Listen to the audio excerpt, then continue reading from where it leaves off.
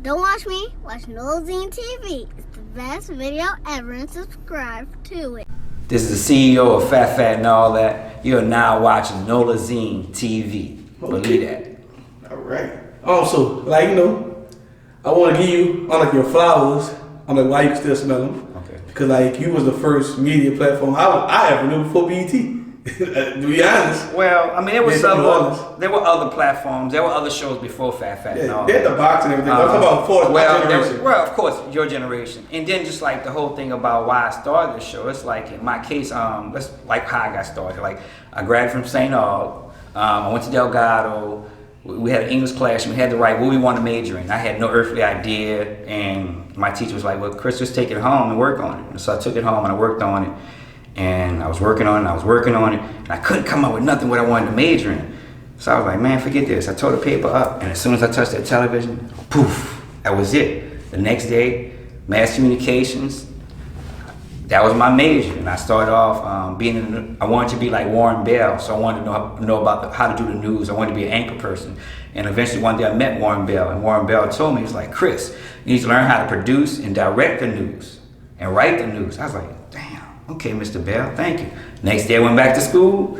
I want to direct, I want to produce. So I started doing that, started getting all the logistics about directing and how to write a script and how to do lighting and how to place your cameras and how to, control the room and help people get the show done properly with your wide shots, your medium shots, your close-up shots. That's like, this is 88 I'm talking about. So I've been doing this since 1988, you did? So anyway, like I was saying, so I'm at Delgado and I'm looking, and as I'm in the studio and I'm working, I see Xavier students, I see UNO students, and I see Tulane students. I'm like, man, everybody's coming to Delgado to get the knowledge about mass comm. So it's like we had the only mass comm studio in the city at the time. So that went on, and eventually I finished at Delgado and I went on to UNO, and I got the opportunity to go to UNO. And while I was at UNO, I had the chance to do it was a fellowship to UCLA. So I got a chance to go to UCLA and hang out there and work out there and learn how they do it in LA real early in my career. So I came back home, came back to UNO, and I had all these great ideas. And I was in school with my boy Will Hart. We was in film school at UNO. It was me and Will and a couple other guys. And Will was like, man, I'm about to get this job at Cox Cable. I'm like, Cox Cable? All right. So he's like, come with me. So I went with him, and he was painting the walls at Cox Cable. We met the producer, and I was like, man, I want to get on here. He was like, you really want to get on? He said, come see me tomorrow. So I came back the next day and I got the job. And I was working at Cox Cable, working on all their shows, producing their shows, writing their shows, everything that's involved with the shows. And as I grew, and I started working on other shows. And then eventually, I was like, man, I want to produce my own show, because I was working on a show called Louisiana Jukebox. And we were bringing hip hop artists on there. We brought Chopper on there. We brought the Ghetto Twins on there. And we wanted to bring more artists, but the producer I was working with, the creator, Ernest Collins, he was like, well, it's more of a traditional show. You need to have your own show. I said, And a couple of months went by, I was like, look, I got an idea and a concept. I want to produce my own TV show. It's called Phat Phat and all that. So I went and talked to Ernest Collins and Ray Nagin. At the time, Ray Nagin was running Cox Cable, and Ernest Collins was the director over the studio. It was like, okay, young buck, go ahead, do your thing. So I started the show. This is 1998. I started Phat Phat and all that. And in the very beginning, I really didn't know what I was doing. So as I'm working on the show, things started happening. I started meeting different artists. And once it started rolling, I had the opportunity to meet Chuck from Big Bar Records. That was a label that was, that was popping at the time. It was Big Bar Records. Chuck. Yeah. And Chuck was like the first real big boss I got to meet, before I got to meet P and before I got to Baby. So me and Chuck always was bumping heads, like, Chuck, let's do this. And he was like, nah. I'm like, I'm trying to show you something new. So we talked a lot about the industry. He had great art, because at the time, all the artists. He had everybody. He had Mystical. He had Partners in Crime. J-Dog. He had J-Dog. He had, J-Dog was a part of Black Menace. And Tim Smooth was on the label. Bro, Dog Lips. Tim Smooth, man. Big Boy was it. They had everybody. There was Big Boy, then it was Take 4. Take 4 had, Jubilee, they had Willie Puckett. Like back then, everybody had a label. I forgot all about Willie Puckett. Everybody had a label. So when I started the show, it wasn't just No Limit and Cash Money. Like Momo Joe. We had like maybe 20 local labels in the city that would come to me. I would run their videos, I would interview their artists, and I'll play their commercials, and I'll run their promotions in the crawl of the show. So it was just right place, right time. It's like all the guys who work with me on the show. My boy Will worked on the show real early with us. I have another friend, Corey, my boy Rome, my boy Perez. It's just like it was a group of us working with me to develop the show. So it wasn't really me doing it by myself. I had a whole team. And just everybody just followed my lead, and we just went ahead. We scheduled our interviews. We had a relationship with all the labels at the time, and I would just talk to the labels and tell them what I was doing, and they would send us the videos. Because at the time, nobody was really playing Southern videos, because that was my whole niche. Nobody was playing the dirty South. Well, I want to catch you a little bit right. Like, far as having a relationship with all those labels, I want you to tell. I want to tell the new generation artists and media people that also by you having relationships with all those companies, they were actually cutting you checks too. Right. Because if there's so many people jumping in the media game and just doing it and not knowing, she's supposed to take care of business first. Well, what I was doing also, I was teaching people how to market their business. It's like a lot of people didn't know about commercials. And I was like, well, you need a commercial. We run your commercial on the show. Your commercial run for 4 weeks on the show. That's going to drive traffic to the store, wherever your project is going to be at. Because we would cut your commercial, some cases. We would do the interview always. And then in some cases, we would cut your video for you if you didn't have a video cut. So we were really a production house. So we gave you everything you need, everything that you really need. We gave you your marketing plan, did y'all actually shoot videos too? Yeah, I shot a lot of videos for a lot of artists. Because most people wouldn't actually know that. Well, I shot a lot of videos for P. A lot of times for No Limit. What happens, they would shoot a lot of stuff in LA. And the stuff they needed in New Orleans, I would shoot it here, and we would send it off to them. And then they would just put it together, a lot of the No Limit projects. So what's the biggest video for No Limit you shot? Probably Where You At, Woody. I put the local stuff that was in that, the stuff with Mystical and the stuff with a couple of other artists. I would shoot that stuff, and they would take it up there, and they would chop, and they would, we would fly it up there, and they would just chop it up and insert it into the videos and stuff like that. Instead of bringing a whole crew down here, you had a crew here, basically. I had a relationship with No Limit. That was through Suave Bob with No Limit Records. Shout out Suave Bob. Yeah, shout out to Suave Bob. I got to interview Suave Bob. Suave was part of the team also. So, I had really, really great relationships. I had the city behind me. I had Cox Cable behind me. I had lots of friends I went to school with. I was always involved in music. I went to St. Aug. I was in the band. I was a color guard, captain. I was a drum major also. So I was always involved in music. Like my great grandmother had a piano at her house. My cousins played music. My uncle was a drum major at St. Aug. My cousin was color guard captain. So it was always somebody in my family that was doing stuff in music. That's like my uncle was DJing. Like my whole thing, how I came about was I had these friends who lived across the street from me. They were DJs. They was in this DJ group called the Jam Patrol.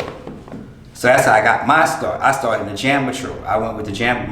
They would basically babysit me. They would take me with them to every club, every high school, anything you could think of. There were 6 turntables, and we had light shows. We had speakers, and we also had dances. So a lot of times back then, this is like when I was in 5th grade when I started this. So I was going to high school dances in 5th grade.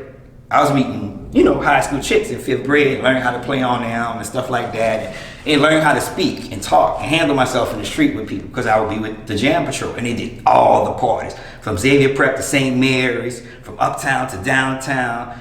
We even, they had a spot when I was a freshman in high school, they were at Showbiz Pizza Place, and every Friday night, or it was a Saturday night, after the St. Aug games, there was a dance at Showbiz Pizza Place, and we would go there. I'd run back to school, take a shower, drop off my uniform, put my street clothes on, and go over there. And I worked the light show with them. So that's how I developed my whole thing about being involved in the music scene. It's like, you know, so at the time back then, I didn't really know that I was going to eventually become the person that I am now, Mr. Phat Phat and all that.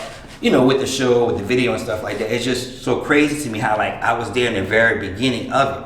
I watched them with the turntables, how they was spinning and stuff like that.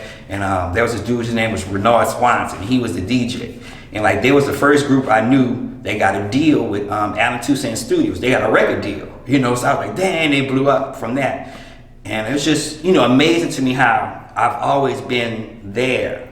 I seen them DJ and I seen them blew up. And then for me going from there, I went to St. Aug, being in the band and learning that perspective of music and, you know, getting a better love for the music, and then going to college and then becoming this person to produce TV show, this particular TV show that, you know, like, it's just sometimes it's crazy to me. Like, I would meet people off the street, like strangers would walk up to me. It's like, man, you don't know what you did for me. I'm like, what you mean? It's like, when I was locked down, I used to watch the show. Right. At one time, Phat Phat used to play in OPP. And, you know. Hey, but you kept the jailhouse lit. I kept them informed what's going on. You know, I remember like every time. Yeah, but a lot of people come home now and actually tell me about my show because, you know, most prisoners got phones now. Right, yeah. But like, I just think that's dope, like, for the actually just give them like having a media platform to show people in jail, actually keep their ear to the streets. Right. On the six. Especially like I had a special relationship with Soulja Slim. Every time Slim went in, I would just burn his videos on the show. Oh, for real? And we would just work it out once he got out, you know, and it was just how it is, you know, with everybody. And then like speaking of Soulja Slim, I want you to say on like your greatest memory of him. Man, like my greatest memory of Slim was it's like a couple of months before he passed. We were gonna shoot the show. It was gonna be Slim going through the projects, and we were gonna videotape him being Santa Claus, and we was gonna tape him giving out presents in the project. And that was one of my greatest moments, hanging out with him, because we was planning to do that for the kids, you know, because he was really cool. He was Slim was really cool, right? He was a jokester. You know, he could also draw. You know, he cut people's hair. So besides being an artist, he was also a normal person, also, and you know, it was just always cool. Every time we had a problem getting in, he'd be like, come on, well, come with us, shawty, we're gonna get y'all in. We would get in, you know, there's certain places, certain things, and just the whole thing about back then, just the relationship I had with the labels and the artists. It was just really, we were all working together. Yeah, it was really cool. Like, I remember watching Phat Phat and all that. I'm like, after Soulja Slim passed, and like, you was the first person to actually release on like his video. Right. Yeah, right. Like after he passed, I was right. like, a lot of times we were just like, we were always there at the right place at the right time. And then a lot of times, like, you know, it's just the show and just the power of the show and what it can do. You know, because like we were the only show that was really like, to me, this is my perspective of it. The only time we really get to be on TV is when we're in handcuffs. But when you got to be on Phat Phat and all that, you're a king, you're a queen. I felt like people men watching it, you know, exactly. You know, like a lot of people say, like, that was my dream to be on the show. So right. I'm like, man, if I can help people accomplish their dreams. It was kind of crazy when I was with Boosie and like your boy, I'm like, Rap was interviewing, like, this kind of weird for me right now. I remember growing up watching Phat Phat and I'm like, you can put me on the show? So it was like, it's 360 for a lot of people. That's just like in Ramp's case, he watched the show, right. And eventually he became a host of the show. He was always like, dude, one day I want to be the host. You know, it's just like when I started the show, the first host was Wild Wayne, right. And then I brought Consuela in, and then we brought Monet in, then we brought Juggy in. Monet, I used to love Monet because of your show and that movie Black Party. That was my crush. Yeah, Monet is awesome. She does a lot of speaking now. I follow her. Yeah, I follow also. I follow everybody. Like most everybody who's ever done the show, they've gone on to do bigger things. Like us. You still have a relationship with her. Yeah, great relationship. I was watching Juggy. Juggy be putting up on me. I told him, I'm coming for everything y'all did in the past. And now, like when I saw you, I wanted to interview you just to promote what you were doing. You know, that day when we were out there at the event. What was that? 420. It was the Red Cup Fest. Yeah, Red Cup Fest. 420. Yeah, but I was actually with Boosie. I didn't even know nothing about it till he told me, like, come on, let's go. Mm-hmm. And that was, it was dope. Yeah. I had fun. So, like, tell us, how old were you when you actually started Phat Phat and all that? I started the show, let's see. I graduated from St. Aug in '87. I was born. I started the show, I think 10 years after I graduated from high school. Okay. Roughly, I think. Something like that. I started the show in '98. You started Phat Phat in '98? '98. It felt like it started before that. I don't know why. I was doing something. We were shooting videos before that. Like myself and Will Harden, we used to work together a lot, and we would shoot all the videos and stuff. So I was already doing videos prior to the show, and I was working on other shows. Because there was another show called Rap Alley that was on. I know this is before your time, and I worked on that show. Yeah. There was another show called The Bomb, and I was with Hassan, and I worked on his show with him also. So I worked on all the shows. And he was always around. I was always at the right place at the right time. And I was always pushing the envelope, trying to do different things. And just the relationship that I have with artists and with labels. To this day, we still have relationships with them. And we still, do stuff. I worked on, the Big Freedom Project. The commercial, Wine LaFontaine. Yeah. I helped set all that up, basically. I helped them put that together. And they created that commercial. I put people together, basically, like a lot of artists and a lot of labels will call, and I'll do consulting work for them about concepts and commercials and stuff like that. And as a matter of fact, that's just like now, the industry's changing. A lot of time you're watching commercial, you hear a bounce beat in somebody's song on the national spot. It's like last year during the Super Bowl, there was a commercial that played, and it had a beat in there, and then it had your boy. It was your boy would take 4 now. Who does all the dancing and stuff? It was Skip? Game Over Skip. That's just like, to me, that was Skip. When I saw that commercial, them doing the legs like that was Skip. So I see I influence all over the industry. I hear I beat all over the industry. Right. Yeah. The sound is real. Man. Yeah. And now you hear a lot of. I want to ask you a question, just for the bounce. Actually, what the world don't know. The beginning of New Orleans bounce, because I was thinking about that when I was riding, and most of the gangster rappers, that the world know from New Orleans, did bounce music, right? But now you think of bounce, you think of a Big Freedia, right? Well, and Hot Chisel, it changed, in the very beginning.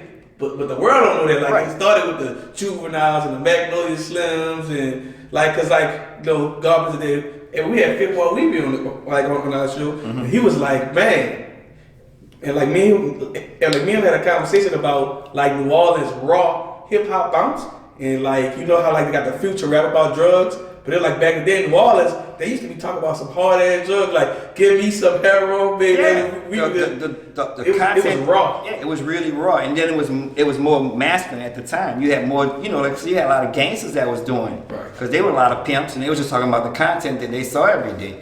And over time, it just transformed. That's just like now you see more chicks doing it, but back then it was more guys. Yeah. It was more masculine. They was talking about messing over chicks and doing this to chicks and all kinds of shit. They should actually bring it back, for guys. I think it will come back. I think guys need to get more comfortable and actually learn the history of New Orleans music culture. I think everybody, period, needs to learn the history, and we don't know the history because our history is so rich. To me, our history come from jazz, right? Because jazz nobody liked jazz in the very beginning, just like rap to this day, and then jazz just grew, and then it exploded, just like hip hop is doing today. It was something new back then, just like hip hop is now. It was just like media platforms. I would have never thought I'd be doing this, but you inspired all of us who actually do it down here because we saw you first. Mm-hmm.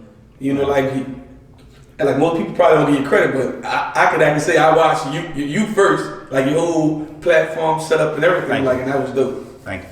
And then just that whole opportunity, being a black man, to get the opportunity from other black men to give me the opportunity. And that's why I wanted to do it with you. That's why I wanted to interview you on my show while we were doing it. And you actually built a lot of relationships with people throughout the years. Well, yeah. And I never heard your name bad, so you must have good relations with everybody. Yeah, it's all about bridging the gap. And that's another thing with the music that I wanted to do. I wanted to connect. The period that I started the stuff to where you guys are now and what y'all are doing, so we can carry forward, so we can keep the culture going. Because our culture is very unique. We talk about bounce, we talk about all the artists, and as a matter of fact, right now, the past couple of years, I've worked for No Limit and Cash Money. I helped put out a documentary about Baby and about what he did Yeah, he had all with the Cash footage. Money. Yeah, we leased the footage to that company, and they used the footage, and I got paid for it. And I did the same thing with No Limit when they did the No Limit Chronicles for VH1. I leased the footage to them, and I got paid for that. And so now what I'm doing, I'm producing a documentary myself about Take 4 and showing everybody how Take 4 started and how they became the power label that they were back then, and just showing about Jubilee, showing about Willie Puckett, showing about Big Ramp, showing Chopper, Baby Boy, Chopper, just how all that stuff got started, and just the whole thing about dance now, and how big dance is now. Like back then, them dudes been were dancing, they were been creating those dances and stuff, and like it's just amazing to me now, like dance is so big, but New Orleans been trendsetters, we been dancing, that's like, man, we did that already, we owe to that, so we on a whole nother level, especially just now how our music is transforming. You have a lot of female artists from New Orleans starting to pop. Yeah, but I'm waiting for that big documentary. I want to see the documentary of the whole New Orleans, like It's all the gonna footage come. you got. I'm talking It's about gonna come. with the It's gonna Big come. Boy records to everything. It's gonna come. It's coming. We working I think on you got it. some footage that people haven't even seen. Definitely, because like we probably start with the Take 4 doc, and then we'll do probably a Phat Phat doc, and that'll open up the door by like the first time we interviewed Destiny's Child in 1998 at the New Orleans Super Fair. Wild Wayne interviewed them at the Super Fair. It was Wild Wayne and Consuelo, and we were there. And we had the opportunity to interview Destiny's Child back in the day. They had just flew in from Houston. They just shot a video with Master P. They just shot Soulja Boy, as a matter of fact. And so, it's just, and I want to tell everybody the stories behind the scenes, the meetings I've had with P, and talk to him face to face about his empire and how he grew No Limit, and back then how I got started. Also the stuff I did with Chuck, with Big Boy, and see how all those artists had the opportunity to work with Precise, and then, going all over the world and meeting other artists, flying to New York with Cash Money when they broke Back That Ass Up, being on the tour bus with them, but then going to... Yeah, like having that footage as well. Yeah, we have all the footage, and then also just going to Houston, being with Rap a lot, hanging out there, and then I have the opportunity to meet Jay and them, and then back in the day what Jay would fly us to Houston, and we would stay at his farm, and all the media from all over the country would stay at the farm. We love that farm. It's like, I even have pictures where he has a lion, and I took pictures next to his lion and shit. That's at the every time I go to Houston, that's all they talk about, the farm. It's crazy, man. Just just all the But guess what? That's very smart though. What you just said, like he flies all the media companies. Well, that's what he would do. He would all the record label execs and all the other people with the magazines. He would fly us out there for a weekend, and then we would it'd be like a Rap a Lot weekend, and he would talk about the new artists that's coming out for the year, the videos that's coming out, the commercials, the whole platform. I didn't know you did that. That's very intelligent though. Yeah. That's a weird. And then just the stuff with other stuff that Slim and Baby did. Having an opportunity to work with those guys and see them grow from. I remember the time we interviewed Juvenile at Key's grocery store. The first interview. If you go on my YouTube channel, that's like the first thing you see. That the first thing we promote, that interview right there with him at Key's. Back in '98, and just from '98 until. You've seen his elevation. Yeah. Well, you see like every artist. I've seen every artist from all his growth. Basically, I've seen all the labels when they started, when they getting the artists. And you interviewed Lil Wayne, not Lil Wayne. We have Lil Wayne. Several interviews with Wayne and Baby and Slim and BG and Turk and Juvis. Just these real moments. Like during that time, did you have any competition? I didn't hear about other media companies. I just only knew Phat Phat and all that. I mean, to me, my competition was BET, MTV. Right. And at the time, I just in New Orleans. You didn't have no local competition. I was just my whole vibe was I was just trying to catch us because nobody was catching us at the time. MTV and BET wasn't catering to the South, and I was the only company that was doing that. So we had the opportunity to grab everybody. Went to a lot of the events that were going on all over the South, all over the there was conferences back then. Yeah, that's kind of my niche. It was a gap from New Orleans for a long while. Most artists damn, they had no media platform. So I just came and swooped things fast, and I'm like, you know what? I gotta travel the world and bring the world into New Orleans. I can't help New Orleans until I make the world know about Nolazine. For the help these artists down here. And like you did something different, so I was thinking like, damn, did he have competition? Like nobody else want to start a media company? There were other shows. There was a show in Houston. There was a show. What's about in New Orleans? Like not at the time. Like now we have. Because we have platforms now. Right. So like we have different. But you gotta understand, platforms. back then, like TV was expensive, so I was the only one that was on television. Correct. So and now that you guys have the internet, you don't really need television to do. But you actually cornered the market. Like you didn't just be on television. You actually had like the rep relationship with Q93 and everything. So you just closed the whole market for New Orleans. Well, we had the relationship with the radio station, the mayor's office, because the mayor's office, the city was sponsoring the show also. Dang, man, I didn't even know that. Right. So the New Orleans Film Commission was a sponsor of Phat Phat and all that also. So anytime I wanted to interview the mayor, I can go interview the mayor and get some influence from him, and still to this day, we still do that with the city. We still can go talk to the mayor and get influence from the mayor and have a relationship with the city. Build your leverage. And now we're planning to bring the show back. We're trying to work on it through this COVID stuff that's going on right now. It's been kind of hard, but we're actually in development. I would love to see you back to bring the show TV, back. Like in these, Well, I'm going to bring it back, but I want to bring it back in a way where we drive traffic to you guys' platforms. Okay. And we'll just work out a relationship where we work all together. And that's my main thing. I just want to bring everybody together to where we can all grow as a machine, because like we have so much culture to offer everybody, and just like if we can all work together more, I think it'll work. Right. Because like back then, that's what I had like everybody was working with us. If I reach out to every media platform, I tell them like, we don't have to work together, but we can work out one deal for like artists who want to come down here for media runs. We don't have to work with each other to actually work a package for artists. So I just be trying to explain to them like because like if the competition like mind frame always kind of runs some people off. Yeah, I mean, but I don't really think about it as competition to Me now, yeah, I don't. It's because like everybody got their own niche. Right.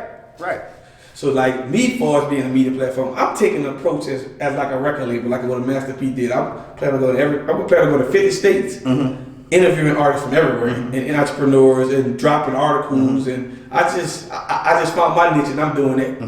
So, but I want to see everybody else who started a media platform still winning. Yeah, definitely.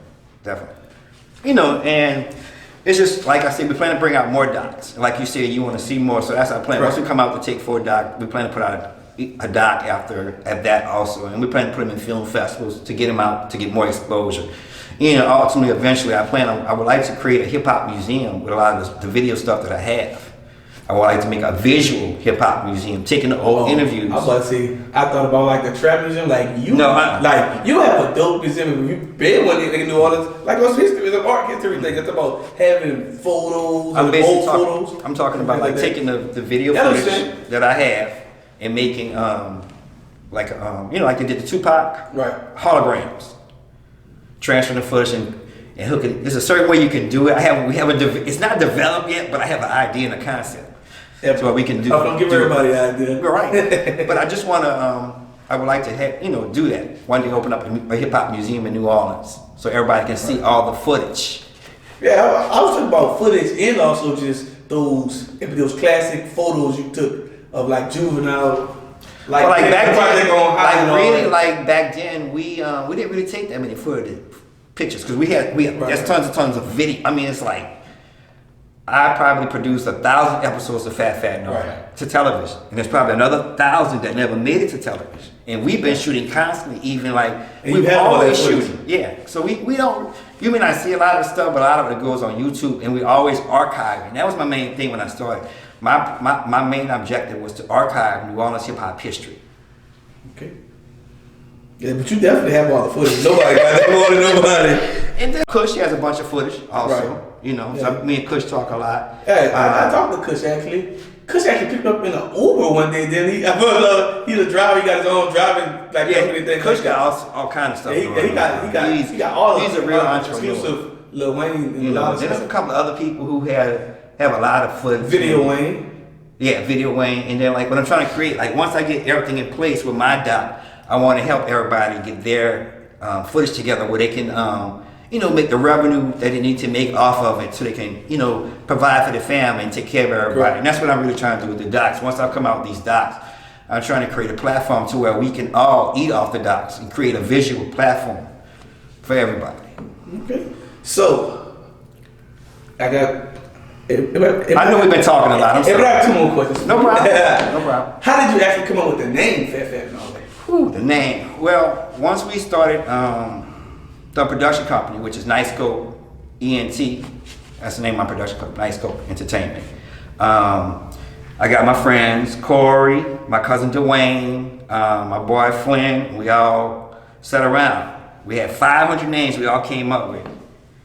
I was like, I like that. It was like, why you like that? I was like, it stick to me, bro. I like that. And that one's always just worked. Everybody loved that name, Phat Phat and all that. You know, because like back then I was a saying that everybody used to say, that's Phat Phat and all that. And then just, everybody just loved it. You know, just a unique name. It still flows off everybody's tongue like it's fresh. Okay. So what's your advice to a young person that want to get on in the media world? Never stop. I've been doing this since 1988, and this is 2021, right? Don't stop. If you have a dream, you have an idea, you have a concept, don't let nobody tell you you can't do it. If I can do it, you can do it.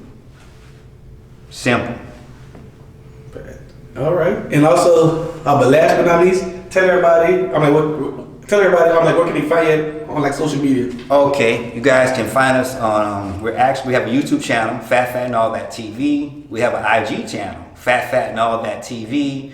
We have a Twitter channel also. Everything's Phat Phat and All That TV. On the Twitter, it's Phat Phat and All That. On the IG, it's Phat Phat and All That TV. On the YouTube, it's Phat Phat and All That TV. Everything's Phat Phat and All That TV. And we're growing. We're coming back to television, like I was saying. We plan to produce some documentaries.